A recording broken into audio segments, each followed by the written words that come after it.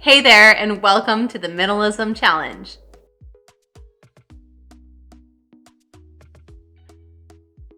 Welcome back, people, and a huge welcome to my Thrival tribe.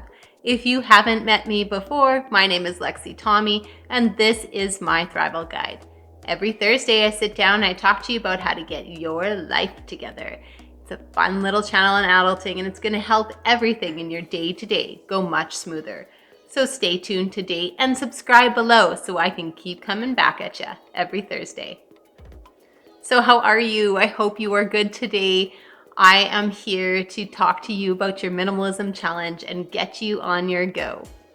I hope that you are sticking to your short purging timeframes and getting the stuff that you no longer need out of your life. I do this minimalism challenge every January, and I'm telling you, it never gets old. Go ahead and hit up my videos from earlier this month so that you can walk step by step through it with me. There is always time to improve your space, your environment, and your mind frame. And what could be better than a fresh start during January where you get rid of all of the old, all of the damaged, all of the unused items, all of those things that you're keeping out of obligation because you received them as a gift. All of those things that you're keeping for a rainy day because you may in one day sometime maybe use them and that day has never come yet. Go ahead and get rid of all of them. I'm telling you, it is freeing and it will produce a life of simplicity. I am literally dying to know if you have done this. So if you have, go ahead, leave your experience in the comments below. I would absolutely love to hear about it. If you did do it, did you do it with a friend? Did you do it by yourself? Was your partner on board? Did your kids get into it? Did you have any battles that you were working through to try and get the stuff out of your house? I want to know about it all. I'm going to show you my journey, and I hope that it will inspire you to love it, to enjoy it, to do it every single year. What are your takeaways? I think there are some amazing motivational takeaways to be done in a minimalism challenge. Even if you have only made it 3/4 of the way through your home in the challenge, or you have been just prepping and watching and you haven't started yet, but you're mentally absorbing some of the things that we come across. The takeaways can be huge. And what are you waiting for? Take the plunge. I promise you it'll be the best decision you've made yet. Here are some massive takeaways that I have enjoyed and that everyone can benefit from. The first being the physical side. Time in itself is a huge impact when you're going through your minimalism challenge. You realize just how little time you now spend on cleaning and sorting and organizing and planning and engaging in the items in your home because you have gotten rid of so many. All of the items in our lives require some kind of care, whether it's organizing them, whether it's sorting them, whether it's handling them, cleaning them, dusting them, whether it's moving them from one room to another, or storing them in a large space identified for storage. They all require some type of work, even if the item never has to be moved or touched or cleaned. It is in the way for you to move around, to step over, and to get in your way. And that item on the floor will make you think 1,000 times over, I really should do something with that. This affects your stress levels, believe it or not. It also can affect your sleep. And don't forget, you can make money on some of the things that you're not using. I have made a ton of money over the years buying and selling on my buy and sell sites. Nearly every area has some sort of buy and sell site, whether it's through Facebook or some type of marketplace. It is available to just about everyone. And it may just seem like $10 here and $20 there, but I'm going to tell you, it adds up, and it adds up big time. And when you see that you're not just clearing your house, clearing your mind, clearing your space, clearing your schedule and responsibilities, but you're also making money doing it, that habit, it's gonna stick, and it's going to be enjoyable for you for many years to come. You will start looking at items as Am I utilizing the money that that item is worth? Am I utilizing it to its benefit? If I am not, I need to sell it and move it on while it's still worth something. There's a mind frame switch when that happens, and it can be so liberating. And don't forget, you're getting yourself real estate. Yes, you are. If you get rid of a box this big, you have just earned that much more real estate in your own property. And you got it for free. My journey towards minimalism is still a journey. I am not a true minimalist. I think that people have dubbed true minimalism to be like 4 plates because of 4 people in your home, and 4 knives and 4 forks and 4 spoons to go with them. I have a regular cutlery set. I don't have multiple cutlery sets, but I have 1 cutlery set. I have a dishes set that will feed my family and some guests that we have over. We have what we need to make a life with.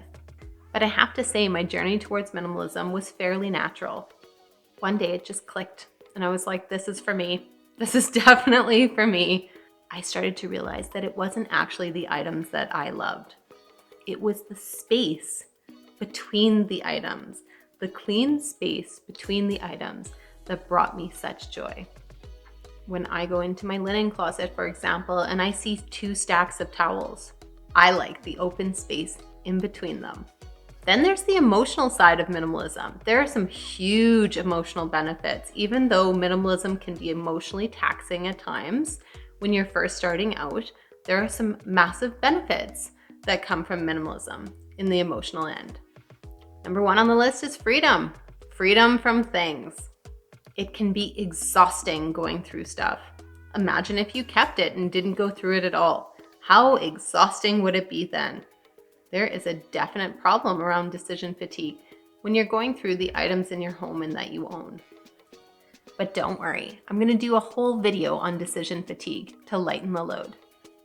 When you simplify your life by removing the items and removing the inventory that you have to manage on a daily basis, the decision fatigue gets less. It just does. And that can feel good for years to come. Trust me, I totally understand why people go towards the closet, pull everything out of it, only to touch 1 or 2 things a couple of times and leave everything where it's at or jam it right back in the closet. It can be overwhelming to decide on each item. But if you can learn to control your decision fatigue and reduce it, you can make it through quite successfully and never have to experience it from that closet again. Minimalism really helped me let go of the past, the weight of all of those things, the costs, the memories that were maybe weighing me down. Minimalism has helped me be more present in my day-to-day life. Believe it or not, I think that shopping is actually ingrained in our DNA. I just think it is. I think it maybe wasn't initially, but the hunter-gatherer kind of mentality, I think it's ingrained in us. It was certainly reinforced by the baby boomers, and we are the products of them. When you focus your life and your energy on minimalism, a shift happens. And all of a sudden, that shiny, bright item in that store becomes so similar to one that you just donated. Shopping's not a sport. It's not fun in that way anymore, because you're beginning to realize that you are acquiring further inventory to manage, or you realize that you have to come home and get rid of some items to make room for this one. A huge benefit of minimalism is more mental space. Now I'm going to explain to you. You are no longer constantly looking at something thinking, that needs to be cleaned, that needs to be put away, that needs to be organized, that shouldn't have been left down here.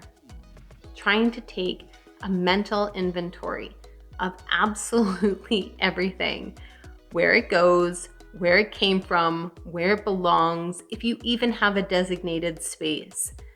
It's really exhausting. So if you limit your inventory, it can have a home. And if it has a home, people are unlikely to leave it out, or they know where it goes when they find it. And trying to take a mental inventory of where everything is and where it goes is exhausting. So limit your work and simplify your life. Clearing your mental space means that you have clarity. And clarity is what really happened to me. That was my joy that was sparked from minimalism. You can focus better.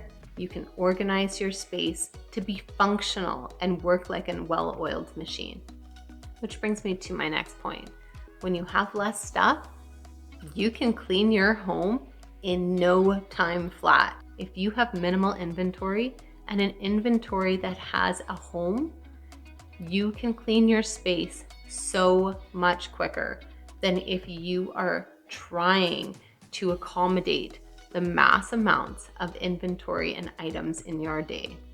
You can actually clean, you can actually organize your home, you can actually have a space for everything, and you can actually be successful at maintaining your home in a neat order. And having that brings the next point. You can feel successful. And what an emotional impact that would be, to feel successful in being able to clean and organize and keep your home the way that you've always wanted to do.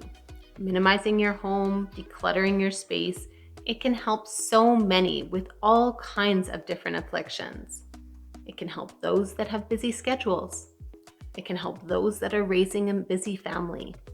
It can help those struggling with anxiety. And I'm going to tell you, if you are a woman and you are looking at clutter, you have an immediate psychological and emotional reaction, a negative one to that type of thing. If you look at the studies, clutter can be emotionally and psychologically impactful to a woman. I don't know why it is. There is some type of physiological reaction that is bound up and tied up, I'm sure, in ultimate responsibility for those things.